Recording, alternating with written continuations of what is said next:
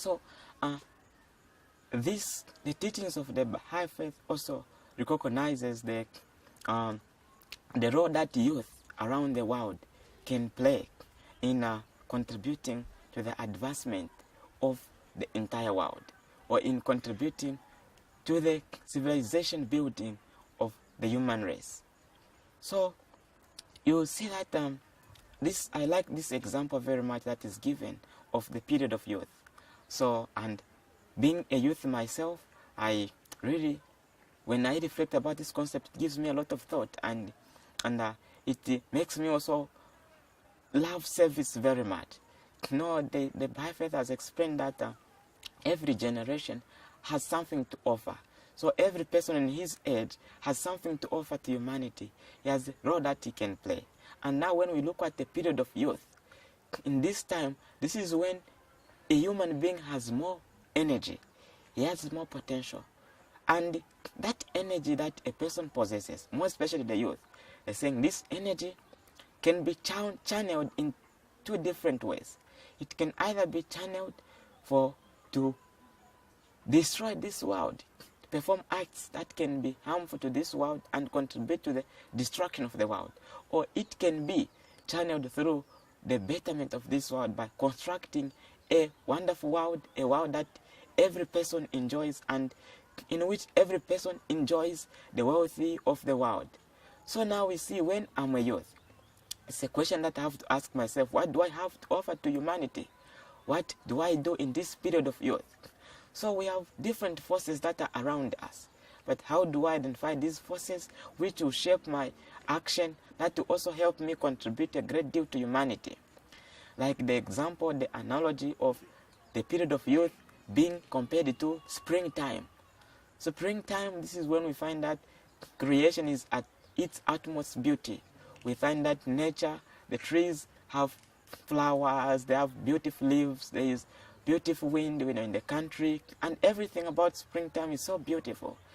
Now, if my period of youth is to be like springtime, what aspect, what attributes of my life will make it be so beautiful and attest to it being more like springtime? So that means then I have to see, how do I utilize my energy, the much energy that I have, to be involved in these educational processes, the activities, the religious activities, that will help me see also the other aspect of my life becoming integrated into one thing. So it is the role of the youth to contribute meaningfully to the creation of this new world. And one thing we see, that amongst the youth, there is that sense of unity and sense of cooperation. The youth can easily collaborate. We can easily collaborate, and we also have more time, free time. We do not have yet gained a lot of responsibilities.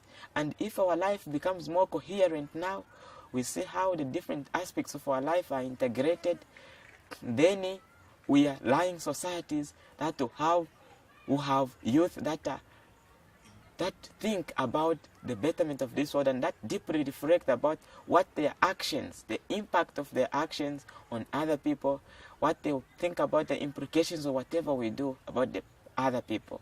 So really, service is one arena in which the youth can also help realize the potential that they possess.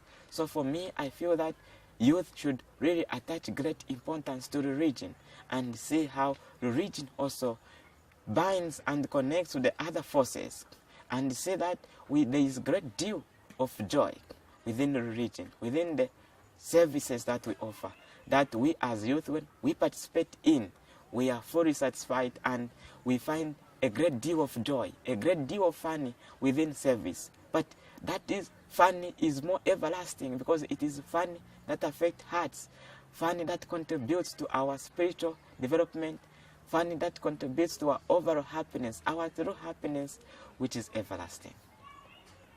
Thank you. Thank you. Thank you so much. Please, thank you.